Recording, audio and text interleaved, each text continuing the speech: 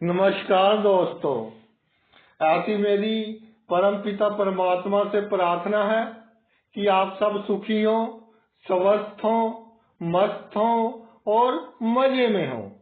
आज मैं आपकी सेवा में एक नया वीडियो लेकर हाजिर हुआ हूँ। वीडियो शुरू करने से पहले आपसे विनम्र विनती है कि अगर आपको मेरा ये वीडियो अच्छा लगे तो मेरा चैनल सब्सक्राइब कर देना और मेरा वीडियो लाइक व शेयर कर देना। चलिए आज का वीडियो शुरू करते हैं। आज के वीडियो में चर्चा का विषय है कि अगर जातक की जन्म कुंडली में मंगल और गुरु का संबंध बन रहा हो कैसे बनेगा, ये हम डिटेल पर चर्चा करेंगे। तो बहुत ही शुभ राजयोग का निर्माण होता है। इसके अलावा दृष्टियों के ऊपर विशेष चर्चा होगी। मंगल की चौथी और आठवीं दृष्टि और गुरु की पंचम और नवम दृष्टि कैसे एक भाव पर पड़ सकती है और उसका जातक को क्या लाभ होगा। देखिए, मंगल को सेनापति का दर्जा प्राप्त है ज्योतिष में। साहस का कारक है, करेज है, जो करना है वह करना है, जिद्द है एक। जब तक अपना लक्ष्य पूरा नहीं होता चैन से नहीं बैठता जातक जिनका मंगल मजबूत होता है। सभी तरह की नीतियां अपनाता है, क्योंकि जब भी हम युद्ध क्षेत्र की बात करते हैं तो साम दाम दंड भेद शत्रु को पराजित करना है। नीति कौन सी भी हो, मगर धैर्य की कमी है, क्योंकि जोश अधिक है, होश कम है। लीडरशिप की बहुत बड़ी क्वालिटी आगे होकर काम करना, ये नहीं सोचना कि इस कार्य में आगे होने में मुझे लाभ है कि हानि भी हो सकती है। इसके अलावा अग्नि तत्व ग्रह है मंगल, जिस भाव पर दृष्टि पड़ती है दोनों तरह के फल मिलते हैं। अच्छा फल भी मिलता है और बुरा फल भी मिलता है। लेकिन गुरु क्या है भाई? ज्ञान का कारक, असूलों का कारक, एक दायरे में रहकर काम करेगा। सबसे बड़ा ग्रह है, दृष्टि अमृत है, संजीवनी कहा गया, बृहस्पति कहा गया, बचाने वाला ग्रह है। जब मंगल के साथ गुरु का संबंध हो जाता है, सेनापति के साथ गुरु का संबंध हो गया, तो भाई बहुत ही सुंदर योग का निर्माण होता है। ज्ञान और साहस का मिलन। तो जातक तरक्की ना करे इसमें कोई संशय नहीं है कि जातक तरक्की करेगा ही करेगा। प्रसिद्धि भी, ज्ञान भी, साहस भी, सभी गुण जातक में होंगे। सिर्फ किताबी ज्ञान नहीं होगा जातक के पास। देखिए, जो किताबी ज्ञान है जिसका कारक गुरु है, वो कुछ हद तक जातक को नुकसान पहुंचा सकता है। किताबी ज्ञान ये नहीं सिखाता कि किससे किस समय कैसे व्यवहार करना है। और ऐसे कहते हैं कि जो बच्चे जब स्कूल में पढ़ते हैं, जिन्होंने शरारतें कम की होती हैं, वो जीवन में अच्छा स्थान प्राप्त नहीं कर सकते, तरक्की नहीं कर सकते। जिन्होंने सिर्फ किताबें ही पढ़ी होती हैं और शरारतें वगैरह नहीं की होती। तो भाई मंगल और गुरु का जब संबंध हो जाता है तो एक बहुत अच्छा संतुलन बन जाता है कुंडली में। और अगर काल पुरुष की बात करें तो मंगल मेष राशि यानी पहली राशि का स्वामी, गुरु नवम राशि का स्वामी, पहला भाव केंद्र का भी है और त्रिकोण का भी है। सबसे शुभ भावों में से एक है पहला भाव। नवम भाव भाग्य का भाव है। तो भाग्य का और लगन यानी सेल्फ का, खुद का संबंध हो गया। एक बहुत ही सुंदर राजयोग का निर्माण हो गया कुंडली में। अब आप ये समझिए कि ये संबंध कैसे बनते हैं। पहला तो जुति संबंध हो गया कि मंगल की गुरु के साथ जुति हो जाए। कुंडली के किसी भी भाव में मंगल और गुरु इकट्ठे विराजमान हो, या मंगल से गुरु से मंगल पंचम हो तो गुरु की पंचम दृष्टि होगी। गुरु से मंगल सप्तम हो तो सप्तम दृष्टि, नवम हो तो नवम दृष्टि, दसम हो, कोई ग्रह किसी ग्रह से दसम भाव में हो तो उसका फल भी भाई दृष्टि जैसा ही होता है। अब इसके देखिए कितने भावों को लाभ होगा, ये देखने वाली बात है। देखिए जब गुरु की दृष्टि मंगल पर पड़ेगी, जिस भाव में मंगल होगा उस भाव को तो लाभ होगा ही। इसके अलावा मंगल की आगे 3 दृष्टियां पड़ेगी। जैसे जहां चौथी दृष्टि पड़ेगी इस भाव पर, सप्तम दृष्टि पड़ेगी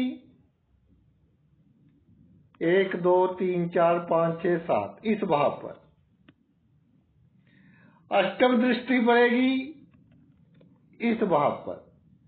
तो जो मंगल की दृष्टियां पड़ेंगी उसमें शुभता आ जाएगी। क्यों शुभता आ जाएगी? क्योंकि गुरु की दृष्टि को मंगल आगे ट्रांसफर कर रहा है। गुरु का शुभ फल आगे मंगल बांट रहा है। जैसे सूर्य की रोशनी से चांद चमकता है और चांद की रोशनी धरती पर पड़ती है तो धरती पर भी प्रकाश हो जाता है। इसी तरह जब गुरु की दृष्टि मंगल पर पड़ गई तो जिस भाव में मंगल होगा उस भाव का कल्याण होगा। और आगे मंगल की 3 दृष्टियां हैं तो उन तीनों भावों का भी कल्याण होगा, यानी 4 भावों का कल्याण होगा। तो ये तो हो गया दृष्टियों की बात। एक देखिए दृष्टि की सबसे बड़ी जो बात है वो मैं आपके साथ शेयर कर लूं, बहुत इंपॉर्टेंट बात है। मंगल की 3 दृष्टियां होती हैं, चौथी, 7वीं और 8वीं। चौथी, 7वीं और 8वीं। और भाई गुरु की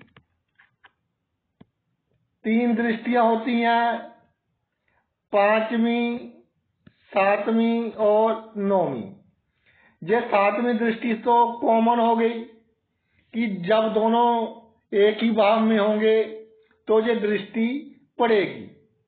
अब जब मंगल से एक भाव पहले गुरु होगा, मान लीजिए मंगल जहां है गुरु जहां है, तो मंगल की जहां अष्टम दृष्टि पड़ेगी 1 2 3 4 5 6 7 8, मंगल की जहां अष्टम दृष्टि पड़ेगी, देखिए मंगल की जहां अष्टम पड़ेगी, अगर गुरु जहां हुआ मंगल से एक भाव पहले, आगे नहीं, एक भाव पहले जहां गुरु हुआ तो मंगल की दृष्टि अष्टम पर पड़ेगी और गुरु की दृष्टि अष्टम भी इस भाव पर पड़ेगी, पंचम भाव पर। दोबारा समझते हैं, देखिए कंफ्यूज नहीं होना। मंगल की चौथी दृष्टि होती है 1 2 3 4, तो मंगल जहां होगा तो इस भाव पर दृष्टि पड़ेगी। और गुरु की 5वीं दृष्टि होती है, मंगल से पहले गुरु होगा तो गुरु की जहां 5वीं दृष्टि पड़ेगी एक ही भाव पर। यानी मंगल से एक भाव पहले मंगल से पीछे गुरु हो तो एक ही भाव पर दोनों की दृष्टि पड़ेगी, मंगल की भी और गुरु की। तो उस भाव की जो शक्ति है उसमें बहुत इजाफा होगा। अगर मित्र राशि हो तो भाई क्या कहना, सोने पर सुहागे वाली बात है। इसी तरह मंगल की अष्टम दृष्टि होती है और गुरु की नवम दृष्टि होती है। मान लीजिए मंगल जहां पड़ा है, इसकी अष्टम दृष्टि कहां पड़ेगी? 5, 6, 7, 8 और इससे एक बार पहले गुरु आ जाए, जहां आ जाए तो गुरु की नवम दृष्टि 1, 2, 3, 4, 5, 6, 7, 8, 9 उसी भाव पर पड़ेगी। यानी मंगल से एक भाव पहले गुरु हो तो कुंडली में ये अपने आप में ही राजयोग का निर्माण करता है। अब देखिए मंगल गुरु की युक्ति का संबंध बन गया। मंगल से गुरु 5, 7, 9, 10 भाव में हो, ये संबंध बन गया, एक संबंध हो जा गया। मंगल गुरु के भाव में हो और गुरु मंगल के भाव में हो। जैसे भाई मान लीजिए कुंडली में गुरु विराजमान हो गए मंगल की राशि में और मंगल विराजमान हो गए गुरु की राशि में, तो भी ये आपस में एक संबंध बन गया। सबसे जो अच्छा संबंध है वो युति वाला है, फिर दृष्टि वाला है, क्योंकि दृष्टियों के कारण कम से कम 4 या 5 भावों को लाभ होगा। तीसरा जो संबंध है इसमें थोड़ा न्यून लाभ होगा, वो है गुरु और मंगल का राशि परिवर्तन योग। यानी गुरु मंगल की राशि में हो, मंगल के भाव में हो और मंगल गुरु के भाव में हो। अगर इस तरह का संबंध कुंडली में बन रहा हो तो इसमें भाई एक खासियत है कि जब व्यक्ति में इस तरह के गुण देता है कि पूरी कुंडली में जो शुभ योग होते हैं वो कम हो जाते हैं। यानी व्यक्ति इतना गुणवान होता है कि कुंडली में जो अशुभ योग बने होते हैं उनमें कमी आ जाती है। इसके अलावा जीवन में उत्साह में आकर व्यक्ति कोई गलत कार्य नहीं करता। अगर करने की कोशिश करता है तो परिस्थितियां इस तरह की बन जाती हैं कि जातक गलत कार्य कर ही नहीं पाता। इसके अलावा बदनामी से बचाता है। जाने अनजाने कोई गलत कार्य हो जाए तो वो राज ही रहेगा, पब्लिक नहीं होगा, आसपास के लोगों को नहीं पता चलेगा। आपकी जो इज्जत है, जो मान है, वैसा ही बना रहेगा। एक बात और है कि मंगल गुरु का संबंध बन रहा हो तो आपके पास जितना ज्ञान होगा, जितना धन होगा, आपके आसपास के जो लोग हैं उनको लगेगा कि आपके पास उससे कहीं अधिक धन है, उससे कहीं अधिक गुण है और आपकी पहुंच बहुत बड़ी है। चाहे छोटी हो, पहुंच इतनी बड़ी ना हो, लेकिन आसपास के लोगों में आपकी रेपुटेशन इतनी अच्छी होगी कि भाई आप की जो छाप है समाज में आदरणीय होगी, लोग आपकी इज्जत करेंगे। इसके अलावा गुरु है जो निकटतम व्यक्ति होते हैं, जिनका आपसे बहुत प्रेम प्यार होता है, वही आपको धोखा देते हैं जिनका गुरु स्ट्रोंग होता है। लेकिन मंगल साथ आ गया तो जो आपके निकटतम व्यक्ति होंगे उनकी चालों को आप समय रहते पहचान जाओगे और उनसे आपको नुकसान नहीं होगा। एक और ब्यूटी है मंगल और गुरु के संबंध में कि जीवन में कितनी भी खराब ग्रह की दशा अंतरदशा आ जाए, समाज में जातक का इज्जत मान सम्मान कायम रहेगा। गुरु के कारण सिर्फ जातक लाभ लेने की कोशिश करेगा, मगर जो मंगल है वो जातक को दूसरों के षड्यंत्र से बचाएगा। ये सबसे बड़ी खासियत है इस संबंध की, क्योंकि गुरु की जो सबसे बड़ा गुरु का नेगेटिव पॉइंट है वो है आपको लोग अपना बनाकर आपसे लाभ लेते हैं, लेकिन मंगल उसको काट लगा देगा उसमें, तो ऐसा लोग कर नहीं पाएंगे।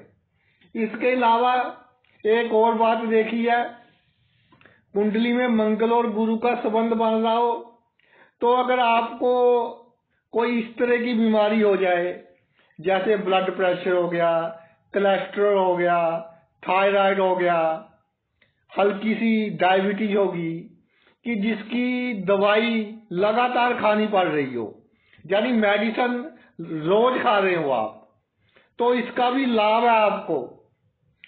ये आपको किसी बड़ी बीमारी से, किसी बड़ी दुर्घटना से, किसी बड़े एक्सीडेंट से बचाएगा, आपकी रक्षा करेगा। तो भाई ये तो मेरा वीडियो था कि कुंडली में मंगल और गुरु